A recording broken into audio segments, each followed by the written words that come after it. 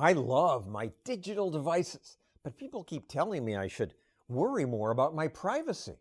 I should encrypt my emails, use apps like Signal and DuckDuckGo that don't collect my personal information.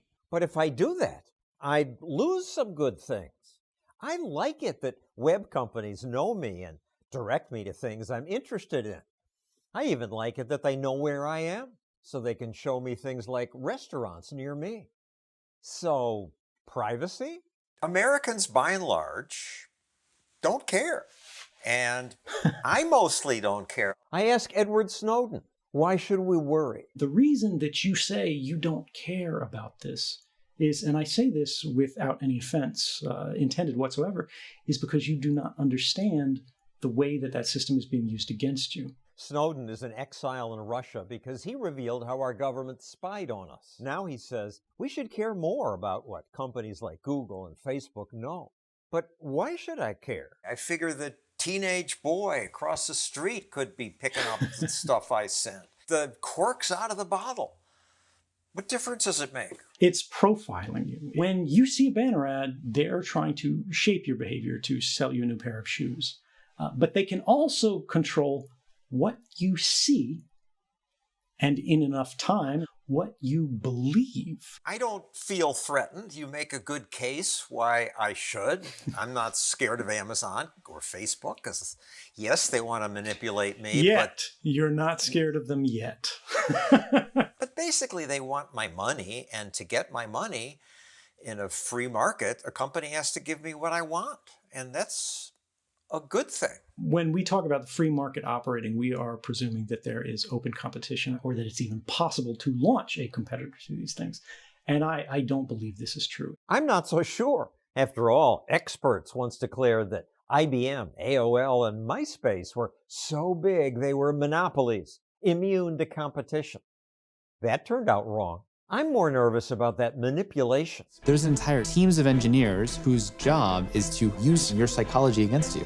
A new documentary supports Snowden's claim that social media company algorithms mean we have less control over who we are and what we really believe. Facebook, they ran their own psychological studies on, the current population to see if they could make you angry. They intentionally wanted to manipulate their users. And they succeeded. Facebook discovered that they were able to affect real-world behavior and emotions without ever triggering the user's awareness. This is controlling human behavior by a private company. For what end? Just to see if they could. The next variants are not going to be just to see if they could. It is going to be for their advantage. It is going to be to shape laws. It is going to be to shape elections. If you want to control the population of your country, there has never been a tool as effective as Facebook. So why don't more people fear this? They haven't seen a neighbor get marched off on the street, as happened in World War II, kind of Nazi uprising context. When the Nazis came to power, they had lists of Jews with bloodlines going back generations. How did they get that information? Data sets that were constructed for a census, and then it's abused and applied to a different purpose. You don't see how these things are going to be applied later. But companies like Facebook and Google promise to protect our privacy and say they don't just give information to the government.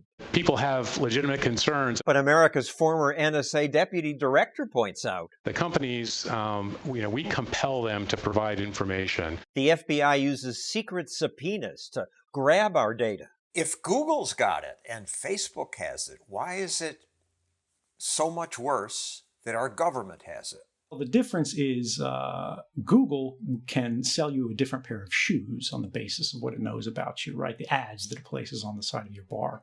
But they can't put you in jail. They can't bomb you, right?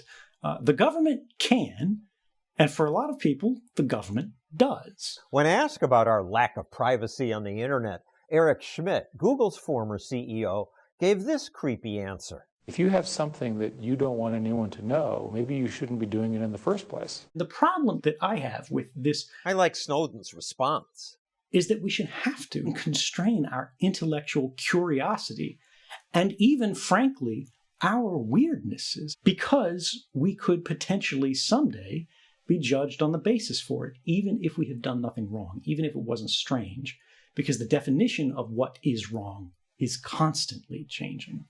We may say we feel free living within the boundaries of what's legal. But laws change, social mores change, the norms shift. Who decides what is normal, what's acceptable, and what's not? In a free society, we are allowed to be different. And once we are entered into this system, where everything we've ever done, everything we were ever interested in, everything we've ever bought, everywhere we've ever gone, everywhere that we have, or anyone that we have ever talked to, is instantly captured at the moment it happens and memorialized in some database somewhere just waiting to be used, it will be used. Maybe I should rethink how I use my phone, because Snowden points out that what I say here is not secure. Your phone tries to reach this other person, wherever they are in the world, it has to go through the Starbucks that you're sitting at, through their internet service provider, through a data center. Any one of these points, anybody sitting on that line can snatch a copy of the conversation. But we can stop that by encrypting our data. WhatsApp went customers promising that. But then Facebook bought WhatsApp, and after that announced it'll share WhatsApp data. WhatsApp customers did not like that. It is being called the largest digital migration in history. Millions fled to more private services. Apps like Signal and Telegram exploding in popularity. Fewer and fewer people use plain voice. Fewer and fewer people use plain SMS. Now they're using encrypted messengers like the Signal messenger, which is intentionally designed to limit precisely the kind of mass surveillance that was being discussed in 2013.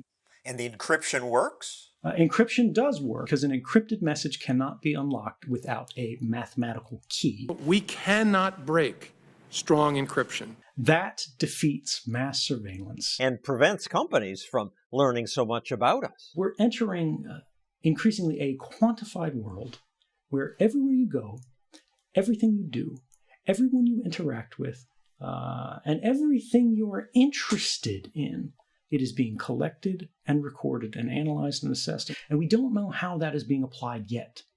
But we do know once they have this information, we can't take it back from them. Because that information, like this video, will live forever with all of the rest of the things on our permanent record. I'm here live. I'm not a cat. I'm going to tell them there's an African-American man threatening my life. You're a queen. I hope you learned something from these videos. We count on you to help us make more. Please press that button. And when you give us our email, I promise you we will not give it to anybody else.